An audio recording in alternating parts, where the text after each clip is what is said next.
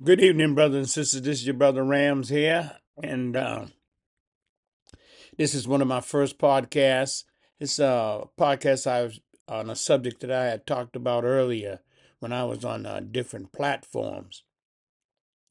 But today's subject is going to be about inequality in America, the root causes of inequality of here in America, and I think we need to take a look at that because inequality definitely exists here in America. But right now, I'm going to look at some of the roots of the inequality in America. Okay, and then let's go back. Let's go back. Let's go back to the founding documents. The founding documents of the United States. What's the founding documents of the United States, brothers and sisters? Brothers and sisters, the founding document is the U.S. Constitution. Now, what I'm going to do right now is I'm going to lay some groundwork for my discussion.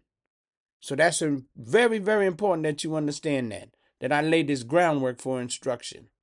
Okay? And then it'll come a lot clearer to you. Okay? And first of all, let's take a look at the Constitution itself and then look at the people who wrote the Constitution, because that's critical to understanding inequality in America. Okay, let's look at some of the people who wrote the Constitution, and I'm not gonna go through all of them, but I'm gonna talk about the main ones who crafted this document. And one of the main ones who crafted this document is he's called the father of the Constitution. And his name is James Madison. I got a few notes here, but that's okay because I want to stay up on my facts. Because I told you I base my podcast on facts, historical facts. And that gives me my viewpoint. And the first person is James Madison. He's called the father of the Constitution. Now, this is what I want my brothers and sisters, again, black, brown, red, yellow, and even my Caucasian brothers and sisters. But my Caucasian brothers and sisters already know this. They keep this in the back of their mind. And I'll come back to that in a minute. But James Madison, he was first a slave owner in Virginia. Keep mind of that. He's a slave owner in Virginia. And he's called the father of the Constitution. He's the one that first came up with this idea of a set of rules to govern this new nation by. Now, remember I said new nation. I'm going to bring that back up in a minute. The second person, you might have seen this on Broadway, but was a guy named Alexander Hamilton. Okay? But again, Alexander Hamilton was a slave owner. Now, these are the people who initially crafted the U.S. Constitution. Madison, slave owner. Alexander Hamilton, slave owner.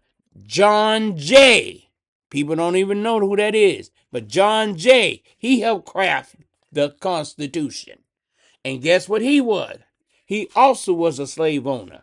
So you getting my gist here? You catching my drift? The people who are drafting the Constitution are slave owners. Okay, so far. There was a gentleman named Governor Morris. He too was also a slave owner. All right? Also, the very first person to sign the Constitution was George Washington. He was the first president. But guess what? George Washington also was a slave owner. Okay? This is very critical information so you can understand what I'm laying the groundwork here for, brothers and sisters. And you know our friend who flew the kite with the key on it, Ben Franklin. I got to tell you, brothers and sisters, he was a slave owner too. But to his credit, that was in his early life. Later on, his views changed. Okay? Over time, it changed. And what happened was he wound up being the president of the Pennsylvania Society for promoting the abolition of slavery. And he urged Congress to abolish slavery. So he changed. Now that's a key point here, my brothers and sisters. Remember I told you in the beginning of my podcast how I started this, that my two things that I emphasize is that, one, everything must change. That's a fact. That's a biological fact. That's a time fact. That everything must change. And to his credit, Ben Franklin changed. He owned slaves, but over the course of his life, he saw the brutality that was inflicted on these people. And his Quaker background said, wait a minute, if these are my brothers, I can't enslave them like this. So he evolved, he changed. And that's something I want you all to understand, my brothers and sisters. He changed. Because why? Because time moves forward. The two go hand in hand. Everything must change, and time moves forward. And that's what Ben Franklin did. And as I say, kudos to Mr. Ben Franklin for changing and said, hey, my old way of thinking isn't right. And this is what I urge for my Caucasian brothers and sisters, that you must change if we're going to survive in the 21st century. And everything must move forward. Time moves forward. You can't go back. You can't. I know we'd like to. Sure, we like to. I wish I could be 25 years younger. But the reality is I'll never see that age again. 25 years ago, I'll never see that age again. And that's the reality of it. Time moves forward and everything must change. So I just wanted to point that out, that our brother Ben Franklin, he is an example for Caucasian brothers and sisters, that he showed you that time can change you. And it should change you. What you think at 30, you shouldn't be thinking at 40 and 50. Something should have changed you as we move forward in time. Now I'm laying this groundwork because why? Because I'm going to tell you why there's inequality in America, and I'm going to hit the root of this inequality in America. And I told you it starts with the U.S. Constitution. A lot of the people who wrote the Constitution, especially the original architects like Madison, uh, uh, uh, um, like James Madison, Governor Morris, John Jay, these people were slave owners. They were slave owners.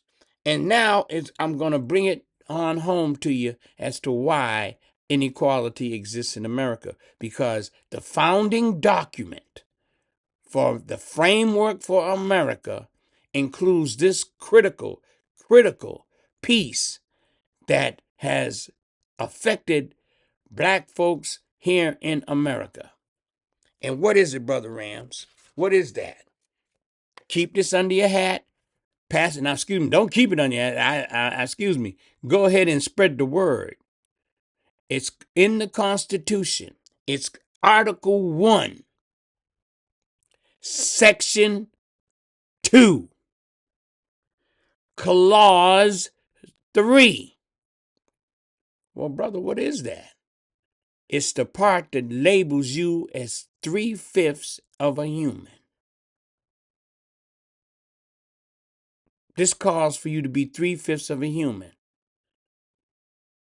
Now, my Caucasian brothers and sisters said, well, the reason why that's so is because it was done for legislative representation in the House of Representatives. That's the real reason.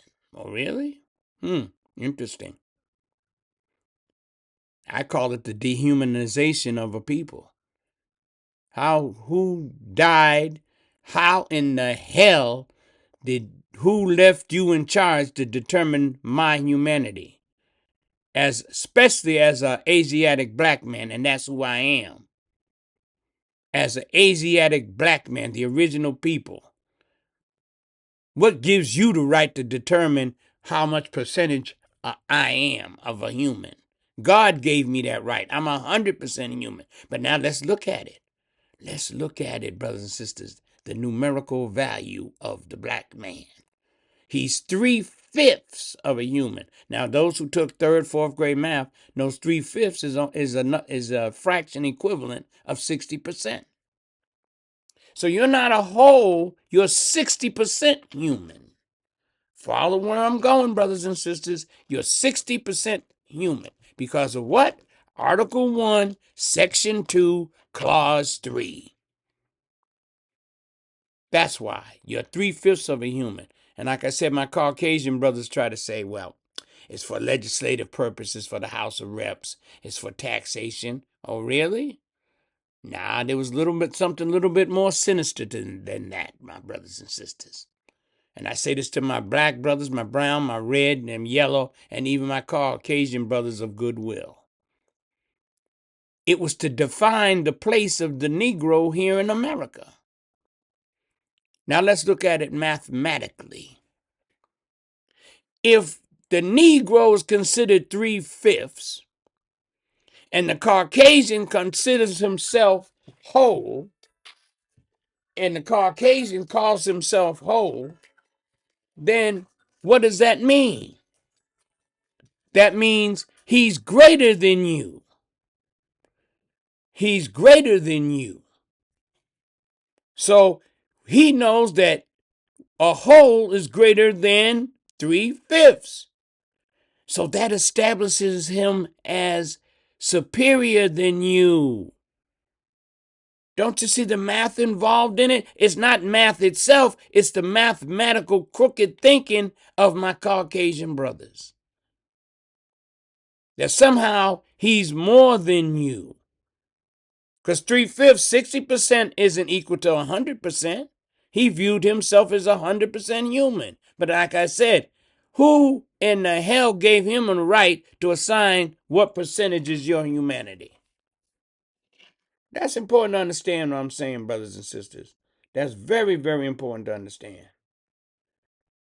That's very important to understand. That he now considers himself a whole, and he are considered 3/5. So you're less than. Now, you say, well, it was for taxation and then for representation in the House of Reps. That was the initial, but that's not really the purpose. The purpose was to define your place in America. It would automatically give the Caucasian brothers and sisters an advantage over you, just that clause itself. That gives them that privilege. That's why you even heard the phrase white privilege. Because if they look at the Constitution gives me privilege over you. And it affects every aspect of our lives to this very day. The 14th Amendment was supposed to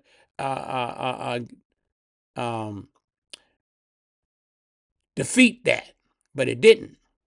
Because the 14th Amendment, that's birthright citizenship. That we're fighting in the Supreme Court now. Trump got before the Supreme Court that you would automatically get these rights as citizenships. But as you know, you still struggle with citizenship here in America. Let's take a look at how this 3/5 clause has affected certain areas. First of all, let's start with income. Do you know, according to the Bureau of Labor Statistics, because I know you said, Brother Ram, you're just making this up. No, you go check it out yourself.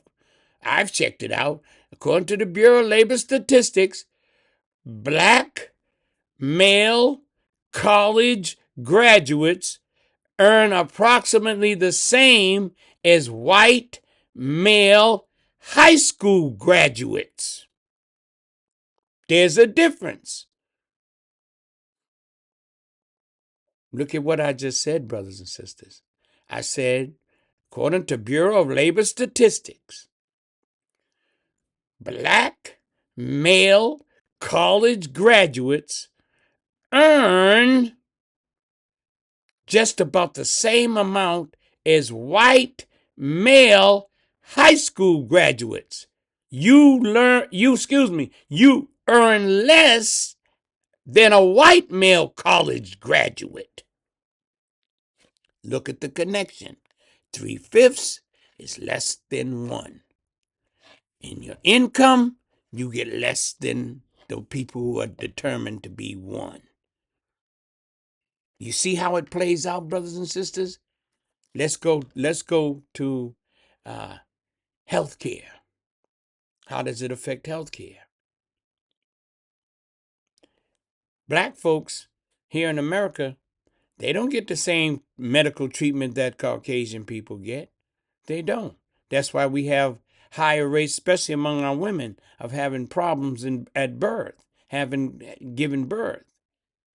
In the 21st century, you mean to tell me black women's suffering worse than their white counterparts? And part of it is because of the healthcare. The healthcare system gives the black folks less. It gives the black folks less, brothers and sisters. And that's something you must understand. So we get less health care than the Caucasian. Because why? Because of that 3/5 clause. You don't deserve, you're not equal to me. You can't get the same as me. It affects health care. How about in the judicial system? Uh-oh. Let's take a look. Again, if we take a look at the statistics, the place you look up is the United States, the Bureau of Prisons.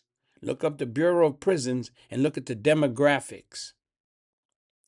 Black males and white males commit the same crime. The black male gets more time than his white counterpart. Why? Why is that so? Because now they have an avenue to control you by putting you in jail. There's a book out. I don't know the author right now, but there's a book out. It's called, part of the title is called The New Jim Crow Prisons. It's called The New Jim Crow. This is what they do to black men's and women's, but black men's in particular, put them in jail, give them a record at disproportionate numbers than their white male counterparts. They commit the same crime. White male gets less time. The white male gets less time for the same crime. Now remember the symbol of justice?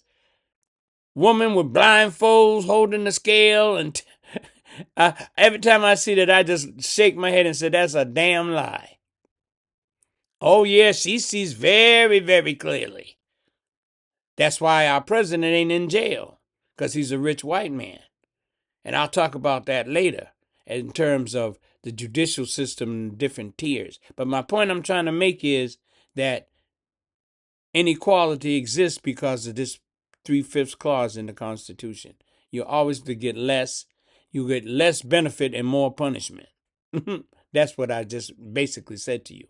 You get less positive things and more of the negative things. You get more punishment but less rewards. How about education, which is my thing? Education. Do you know most black children go to public education? They're in public education. Will white folks have a more of a choice than black folks? That's by design. That's by design. Discrepancies in education. You check the cities, even in obviously the rural areas too, that black children are educated less than white children. They're not given the resources. They're stripped of the resources. And again, that's due to why? Because you're considered less than 1. So you get less. Look at it on a mathematical terms. Not saying that math is racist. No, it's not. It's the purest form of truth you could have.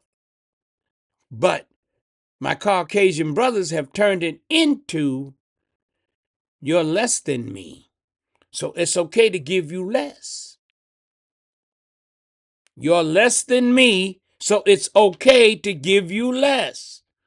And because you're subhuman, anything I do to you is okay because you're not really human. You're not equal to a human, you're subhuman. And that's why, brothers and sisters, it was so easy for them to just take us off the street and hang us.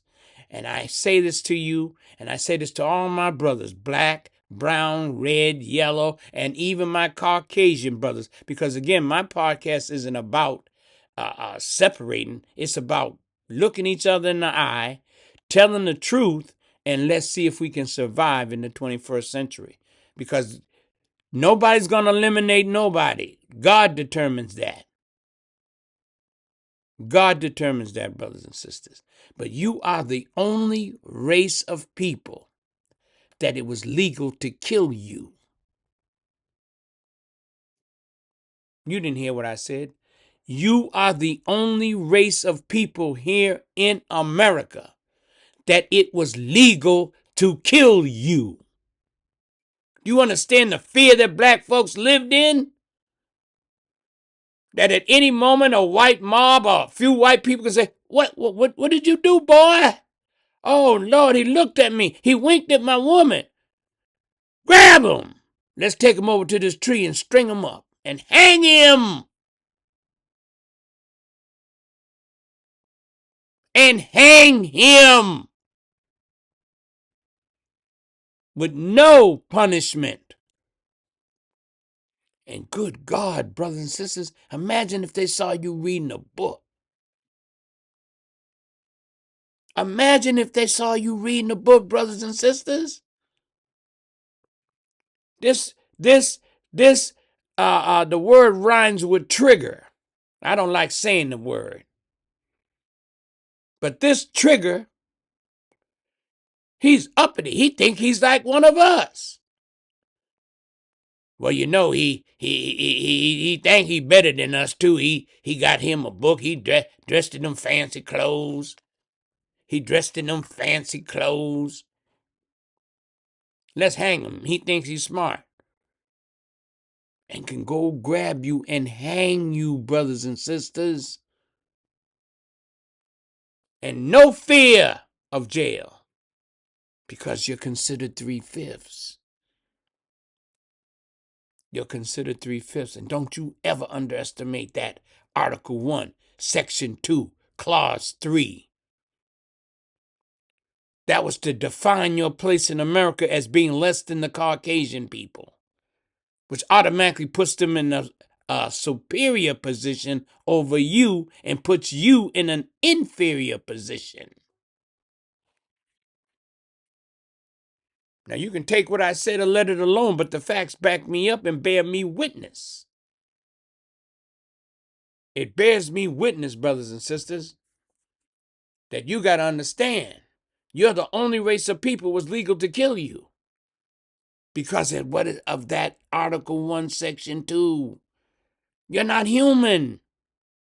So if you're not human, if I rape your woman, I hang you, I mutilate you, you know, you've heard of Emmett Till. They're not human.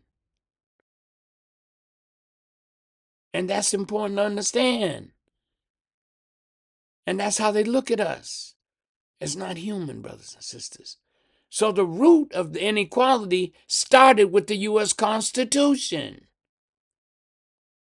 And that's why there's inequality in America. And it permeates every section of our life. Education, economics, housing. Let's look at housing, because that's a critical part when it comes to inequality. They have two things that they do to black folks. And one of it is called redlining. What is that, Brother Rams? Redlining. That's when you may have plenty of money. You got the money. Your credit is good. You and your wife and family want to find a nice house, nice community to raise your children. You go to the real estate broker and you tell them what's your price range, and you know your price range is good enough for that area. What the broker then does is he steers you to only certain parts of that community. Listen to what I said. He steers you to certain parts of the community. That's the redlining. You can't go in this district. You can't buy no house there. Even though your credit's good, you got the money for the down payment, your wife and you are both working people. All you want is a better life for your family. Sure, we'll show you some houses, but not over there too much where the Caucasian people live. We'll show you a house over here. And then that's why we have this redlining. And then what does that lead to? It then leads to redistricting.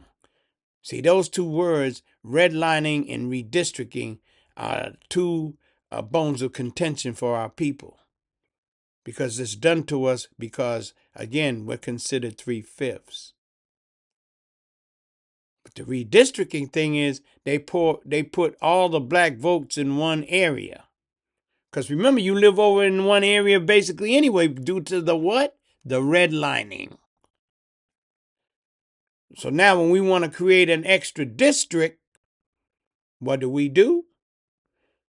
We turn around and we reassign the votes. We carve it up. We carve it up like a Christmas turkey. And then next thing you know, the Caucasian brothers and sisters have another district. You're in the district, but you're not in the same district where most of your people are at. They split you up.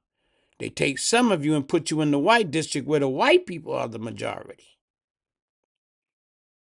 So now, yeah, you get the right to vote, but your vote has been diluted. And that's what redistricting and redlining have done. They dilute your vote. Remember the 15th Amendment, your right to vote? It's always been an issue with us. The Voting Rights Act, it's always been an issue when it comes to the black man. And that's something we must understand. They have an issue with us. And this is one of the roots of inequality and racism. Because by saying we're less than human, by saying that we're less than human, it justifies their superiority. And that's why they can look down their nose at you and say, well, you're not the same as me. You can't be equal to me.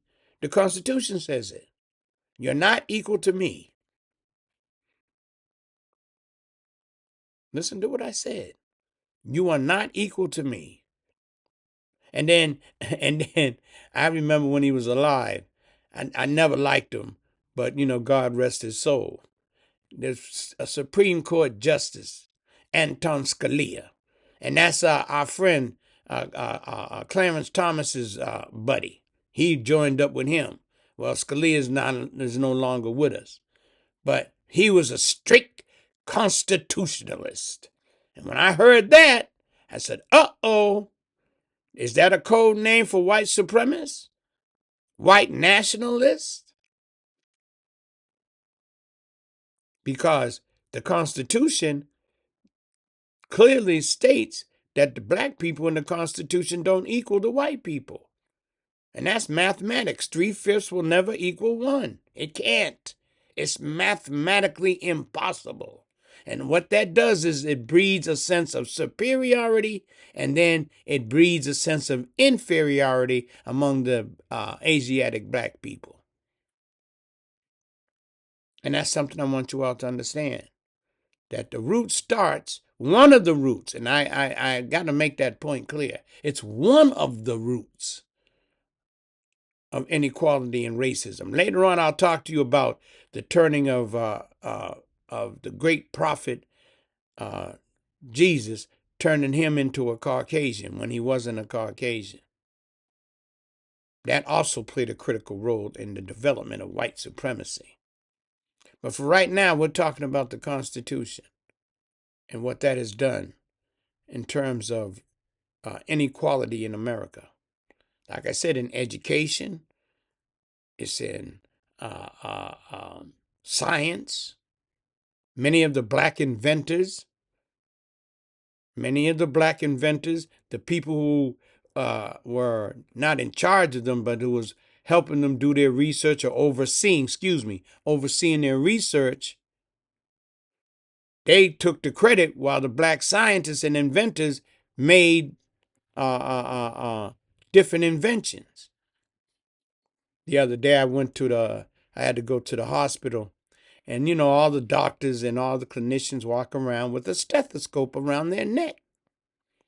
And so, your brother Rams is always trying to enlighten all peoples, no matter what color they are, because like I said, we got to learn to live together. And the more we know about each other, the less fear we'll have of each other. The more we know about each other, the less fear we'll have of each other. So I says to the clinician, I said, you see that stethoscope? He said, yeah. I said, do you know that was invented by a black man? You should have seen the look on his face. Looked like he seen a ghost. He said, serious? I said, yeah, his name is Thomas Carrington. Thomas Carrington. Invented the stethoscope. But again, that's education, which will probably be my next podcast. But right now we're dealing with inequality and the roots of inequality. And one of the main roots of inequality is the Constitution, brothers and sisters. It justifies discrimination against you because it's based on the premise that you're not equal to a Caucasian because you're only considered 3/5. You're only considered 60% human. But yet this is said by Christians. That's the part that leaves me scratching my head, brothers and sisters. I'm saying, but you're a Christian. What God told you that the black man is less than human when he created all humanity. And if you go deep into the holy book of the Christians, it'll tell you that we all came from one blood. We all came from one blood. And that's important to understand. We all came from one blood. And who was that blood? The Asiatic black man. The Asiatic black man. That's his name. He's not African American. He's not a Negro. He's not colored. He's the Asiatic black man. That's the name of the original man, which again is going to be one of my topics on my podcast. Who is the original man? So I want to say this to you, brothers and sisters. This is important to understand the root of inequality. So when you see you being unfairly treated, you'll say, well, why? I'm qualified. I don't understand. It reminds me, I got this from our brother, God rest his soul, Brother Malcolm X. He had this famous joke. And I always say it occasionally on my podcast, but I got to say it again today. What do white people call the black millionaire rocket scientists? What does white people call the black millionaire rocket scientists? And the word rhymes with trigger. In other words, no matter how much education you have, no matter how much money you have, no matter how much status you have, you're still a trigger. Because the Constitution says you're just 3/5. You'll never be equal to me. You'll never be equal to me. The founding fathers of the Constitution put that in there for a reason. It wasn't just for no damn taxation and no representatives. It wasn't for just that. It was to define you, black man. It defines you. That you'll never have equal footing with me here in America because this is a white nation. The people who formed the Constitution were basically of two types. And I'm going to say some objective facts. First objective fact, it was done by all white men. There were no women. There were no people of color there. At the time, the people of color, black people, were enslaved. The Constitution was signed September 17th, 1787. You were a slave. So it definitely didn't mean you. But we're going to define your place because there's so many of you here. And these people who wrote the Constitution, they were either slave owners or white nationalists. Brother Rams, what's a white nationalist? Look at break down the word. They're Caucasian people who's looking for a nation of their own, which has always been the issue with my Caucasian brothers and sisters. And it relates to this little historical fact. It's a biological fact, a genetic fact as well, brothers and sisters. And the fact of the matter is that the Caucasian people are the last people on earth. They were the last race to appear on earth. Now, you can take that and let it alone, but let me give you some genetics to prove me right. The Caucasians' genes are genetically, listen to the terms so you don't misunderstand. The Caucasians' genes are genetically recessive. Listen to what I said. His genes are genetically recessive.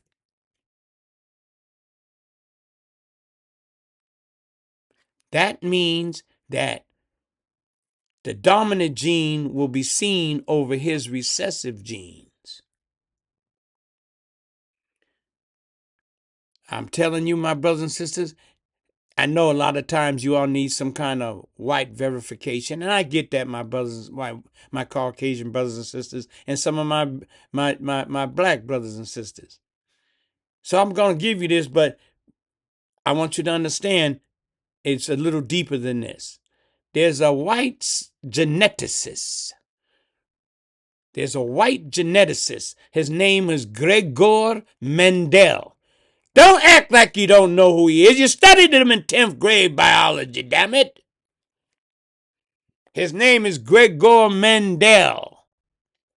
And he said some genes are dominant and some are recessive.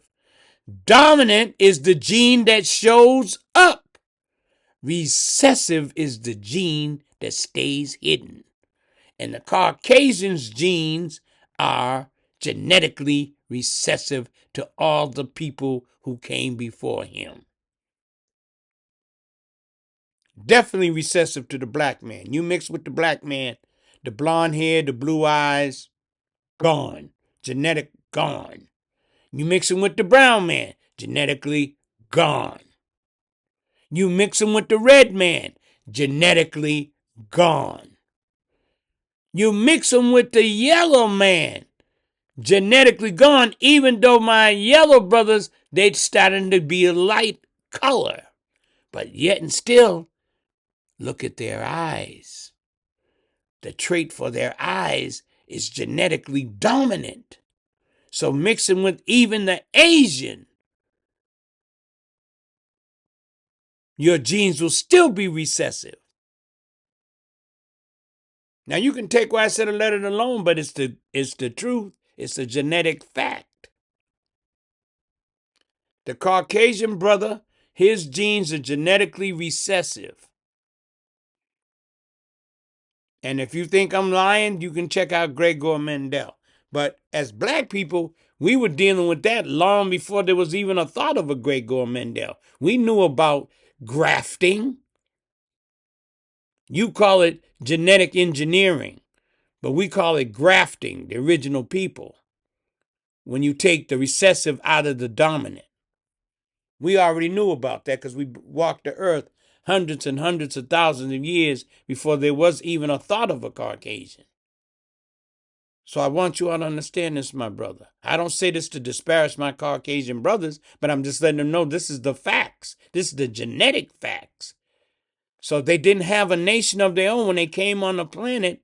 They didn't have a nation of their own because why? Everyone else had occupied the land. Everywhere they went, they saw the black, brown, red, and yellow man, which indicates that they were there before you. And I want my Caucasian brothers to understand that. But their history, and I've studied their history because I know my history. And that's why I emphasize to my black brothers and sisters, you must learn your history and teach it to your children. Because black history being taught in America now is a crime.